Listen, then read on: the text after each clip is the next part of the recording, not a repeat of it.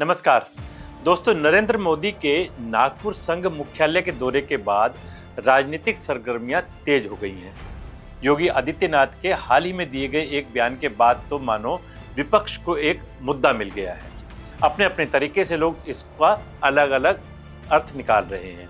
उनसे पूछा गया कि क्या आप अगले प्रधानमंत्री होंगे।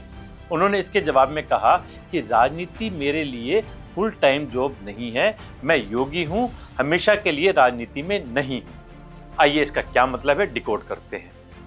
उनके समर्थक उन्हें देश का अगला प्रधानमंत्री मानते हैं, लेकिन वो कह रहे हैं कि लंबी राजनीति करने वाले वे नहीं हैं और एक दिन अपने मठ लौट जाएंगे। वे जब पहली बार मुख्यमंत्री बने तो विरोधियों ने कहा कि उनके पास कोई प्रशासनिक अनुभव नहीं है, जबकि उससे पहले वो गोरखपुर से 5 बार सांसद रह चुके थे। 2022 के यूपी विधानसभा चुनाव से पहले उनके मोदी शाह से मतभेद और तनावपूर्ण रिश्ते की भी खूब अफवाह उड़ी, लेकिन उन्होंने डंके की चोट पर सत्ता में वापसी की। तभी से उनके समर्थक उन्हें अगले पीएम के रूप में देखने लगे। लोकसभा चुनाव 2024 के दौरान अरविंद केजरीवाल ने एक शगुफा छोड़ा। उनका दावा था कि नरेंद्र मोदी के 75 साल हो जाने के बाद अमित शाह प्रधानमंत्री बन जाएंगे, फिर योगी को मुख्यमंत्री पद से हटा दिया जाएगा। ठीक इसी तरह का बयान संजय राउत ने भी दिया। मोदी के संघ मुख्यालय के दौरे को लेकर संजय राउत ने दावा किया कि नरेंद्र मोदी सितंबर में रिटायर हो जाएंगे। वे पिछले 10-11 साल में आरएसएस मुख्यालय नहीं गए थे और अब वहां मोहन भागवत को टाटा बाय बाय कहने गए थे, ऐसा संजय राउत ने कहा। आरएसएस नेतृत्व भी बदलाव चाहता है, इसीलिए मोदी को बुलाया गया था, ऐसा उन्होंने कहा। उनके इस बयान के बाद चर्चा फिर से योगी पर पहुंच जाती है। जब भी मोदी के उत्तराधिकारी की बात होती है, बीजेपी के समर्थकों का एक बड़ा तबका योगी योगी करने लगता है। यही सवाल जब खुद उनके सामने लाया गया तो वो पूरी की पूरी बहस को एक अलग दिशा में मोड़ दे देते हैं। वे कह रहे हैं कि राजनीति में लंबी पारी खेलने का उनका कोई इरादा नहीं है और वे एक दिन अपने मठ लौट जाएंगे।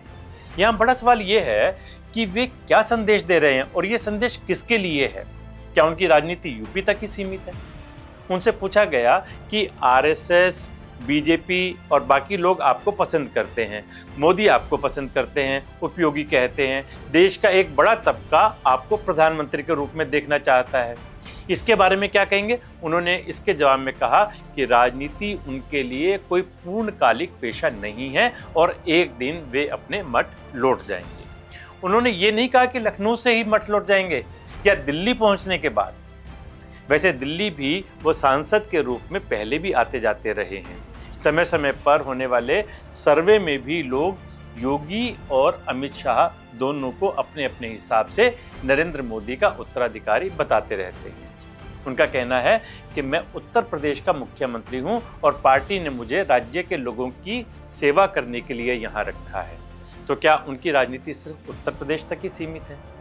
बीजेपी के सारे मुख्यमंत्री देश के चुनावी कैंपेन में हिस्सा लेते हैं, लेकिन हेडलाइन तो योगी की ही बनती है। उनकी मौजूदगी को अलग महत्व दिया जाता है।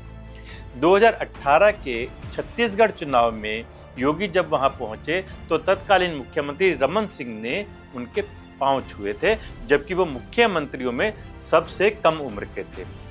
वे जब बटेंगे तो कटेंगे का नारा देते हैं तो झारखंड, हरियाणा, महाराष्ट्र और बाकी सभी जगह तक वो नारा गूंजता है।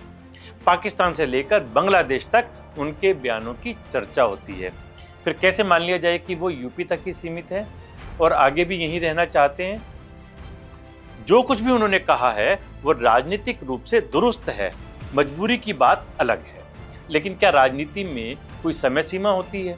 क्या सन्यासी या कोई योगी जो सोचता है उसके साथ वही होता है? बेशक वो योगी हैं, बेशक वो गोरक्षापीठ के महंत हैं, लेकिन उनके बयान को बाकी साधु संतों की तरह तो लिया नहीं जाएगा। राजनीति को वो पेशा भले न मानते हों, लेकिन फुल टाइम राजनीति में तो वो हैं ही। लिहाजा उनका ये बयान भी राजनीतिक ही माना जाएगा। नमस्कार।